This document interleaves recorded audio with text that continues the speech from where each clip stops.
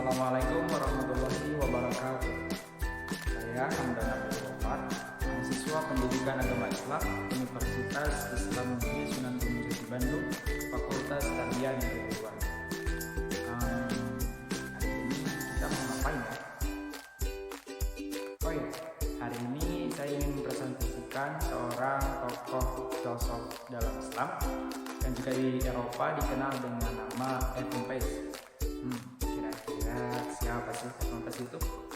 Terus pemikiran filsafatnya seperti apa? Dan bagaimana ya pengaruh pemikiran filsafat Edmund Pace dalam bidang ilmu dan sains? Simak dengan baik ya teman-teman penjelasannya. Edmund Pace, begitulah orang-orang Eropa menyebut tokoh filsuf yang satu ini. Beliau memiliki nama asli Abu Bakar Muhammad Ibnu Yahya Ibnu Al-Sa'id Al-Tujibi Al-Andalusi Al-Santusi Ibnu Bajjah, atau lebih kita kenal dengan nama Ibnu Bajjah. Ibnu Bajjah dilahirkan di Saragossa pada abad ke-11 Masehi atau abad ke-5 Hijriah pada tahun 475 Hijriah atau 1082 Masehi. Ia berasal dari keluarga At-Tujib, sehingga ia dikenal juga sebagai At-Tujibi yang bekerja sebagai pedagang emas. Dia menyelesaikan jenjang kuliahnya di kota Saragossa. Oleh karena itu, ketika beliau pergi ke Granada, beliau telah menjadi sarjana bahasa dan sastra Arab serta menguasai 12 macam ilmu pengetahuan. Ibnu Bajjah menguasai sastra, tata bahasa, dan filsafat kuno. Oleh tokoh-tokoh sezaman dengannya, Ibnu Bajjah disejarkan dengan Al-Syam Ar-Rais Ibnu Sina. Dalam beberapa literatur, Ibnu Bajjah bukan hanya seorang filsuf, melainkan beliau juga seorang ilmuwan yang menguasai beberapa disiplin ilmu pengetahuan, seperti kedokteran, astronomi, fisika, musik, dan matematika. Ia juga aktif dalam dunia politik, sehingga Gubernur Saragossa, Daud Al-Murabit, Abu Bakar Ibnu Ibrahim Al-Sohrawi mengangkatnya menjadi wazir. Ketika berada di kota Sevilla, beliau bekerja sebagai dokter. Kemudian ketika berada di kota Fez, Maroko, beliau diangkat menjadi wazir oleh Abu Bakar Yahya Ibnu Yusuf Ibnu Tahsim selama 20 tahun. Di kota Fez inilah beliau menghembuskan nafas terakhirnya pada bulan Ramadan 533 Hijriah atau 1138 Masehi. Ibnu Bajjah adalah seorang yang pintar dan mempunyai kemampuan analisis yang cemerlang. Hal ini senada dengan apa yang diungkapkan oleh Ibnu Tufail, bahwa Ibnu Bajjah adalah seorang filsuf muslim yang paling cemerlang otaknya, paling tepat analisisnya, dan paling benar pemikirannya. Namun, amat disayangkan pembahasan filsafat dalam beberapa bukunya tidaklah matang dan sempurna. Hal ini disebabkan karena ambisinya terhadap dunia yang begitu besar dan kematiannya yang begitu cepat. Berikut saya sampaikan beberapa filsafat Ibnu Bajjah yang terkenal. Risalah Tadbir Al-Mutawahhid merupakan kitab yang paling populer dan penting dari seluruh karya tulis Ibnu Bajjah.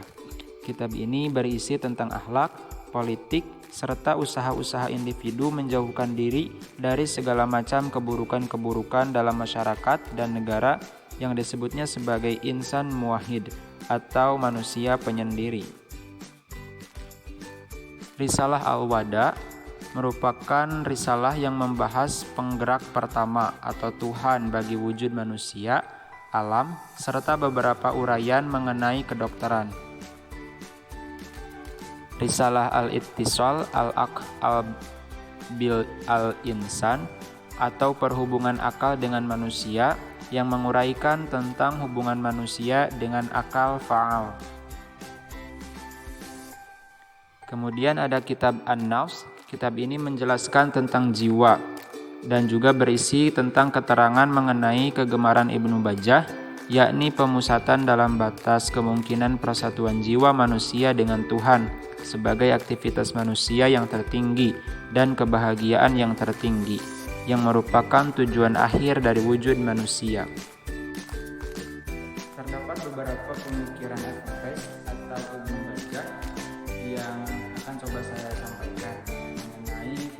filsafat metafisika, filsafat epistemologi, filsafat jiwa, politik, dan juga filsafat etika. Menurut Ibnu Bajjah, segala yang ada terbagi menjadi dua, yakni yang bergerak dan yang tidak bergerak. Yang bergerak adalah jism atau materi yang sifatnya terbatas. Gerak terjadi karena perbuatan yang menggerakkan terhadap yang digerakkan. Gerakan ini digerakkan pula oleh gerakan yang lain, yang akhir rentetan gerakan ini digerakkan oleh penggerak yang tidak bergerak. Dalam arti penggerak yang tidak berubah yang berbeda dengan jisim atau materi. Penggerak ini bersifat azali. Gerak jisim mustahil timbul dari substansinya sendiri sebab ia terbatas. Oleh karena itu, gerakan ini mesti berasal dari gerakan yang infinite atau tidak terbatas, yang oleh Ibnu Bajjah disebut dengan akal. Nah, perlu diketahui bahwa para filsuf muslim pada umumnya menyebut Allah dengan akal. Argumen yang mereka majukan adalah Allah pencipta dan pengatur alam yang beredar menurut aturan rancangannya. Mestilah ia memiliki daya berpikir.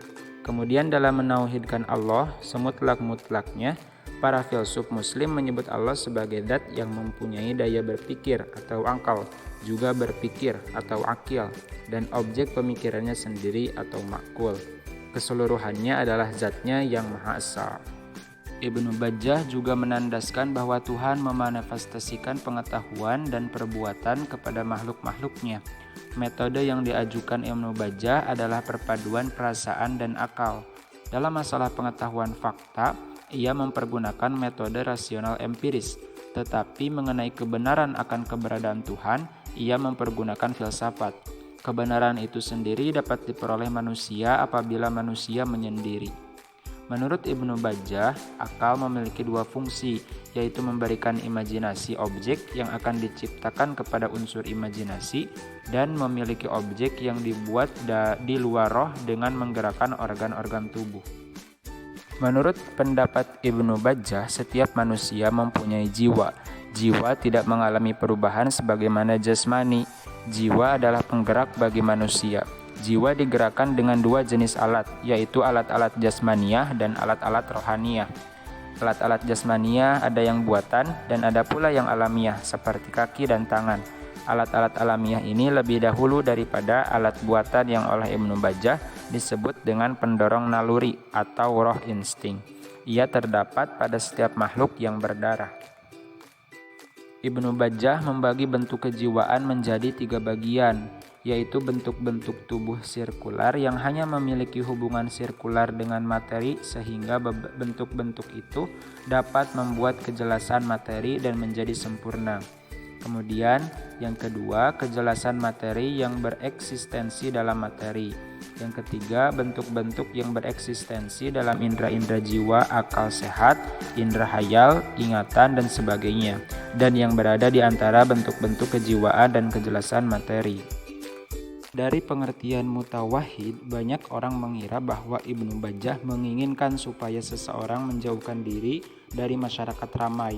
Namun sebenarnya maksud Ibnu Bajjah adalah sekalipun mutawahhid, seseorang harus senantiasa berhubungan dengan masyarakat.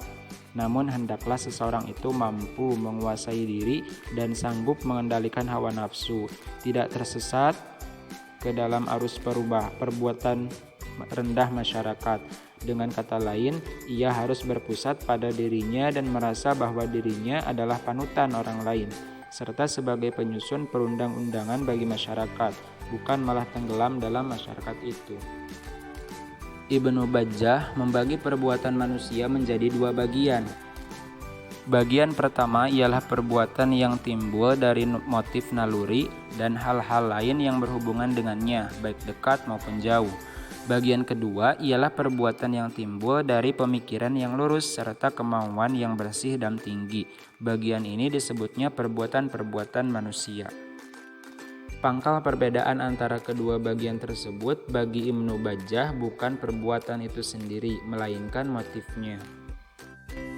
Kemudian pengaruh pemikiran filsafat empiris ini dapat kita lihat pada bidang ilmu dan juga sains. Misalnya dalam bidang astronomi, bidang fisika, dan juga bidang psikologi. Ibnu Bajjah mengkritisi pendapat Aristoteles tentang meteorologi.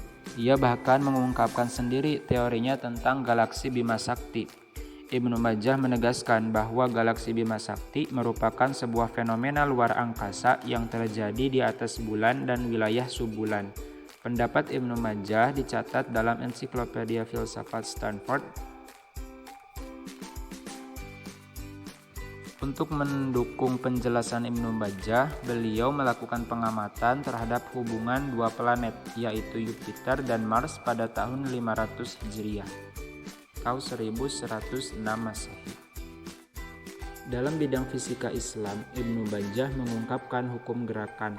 Prinsip-prinsip yang dikemukakannya menjadi dasar bagi pengembangan ilmu mekanik modern. Pemikirannya dalam bidang fisika banyak mempengaruhi fisikawan barat abad pertengahan seperti Galileo Galilei. Tak heran jika hukum kecepatan yang dikemukakannya sangat mirip dengan yang dipaparkan oleh Galilei.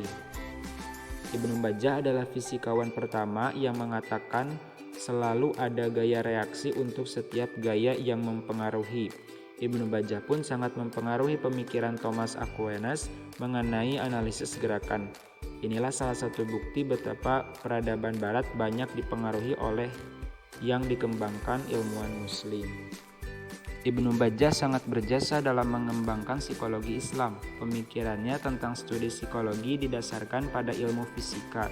Dalam risalah yang ditulisnya berjudul Recognition of the Active Intelligence, Ibnu Bajjah mengemukakan bahwa inteligensi aktif adalah kemampuan yang paling penting bagi manusia. Dia juga menulis banyak hal tentang sensasi dan imajinasi. Pengetahuan tak dapat diperoleh dengan pikiran sehat saja, tetapi juga dengan inteligensi aktif yang mengatur inteligensi alami, ungkap Ibnu Bajjah. Ia mengupas tentang jiwa, bahkan ia menulis secara khusus kitab yang berjudul An-Nafs. Dia juga membahas tentang kebebasan. Menurutnya, seseorang dikatakan bebas ketika dapat bertindak dan berpikir secara rasional. Oke, cukup sekian pemaparan mengenai tokoh filsuf Islam Ibnu Bajjah atau di Eropa dikenal dengan nama Ibnu Bajjah. Sampai berjumpa di lain kesempatan dan terima kasih. Wassalamualaikum warahmatullahi wabarakatuh.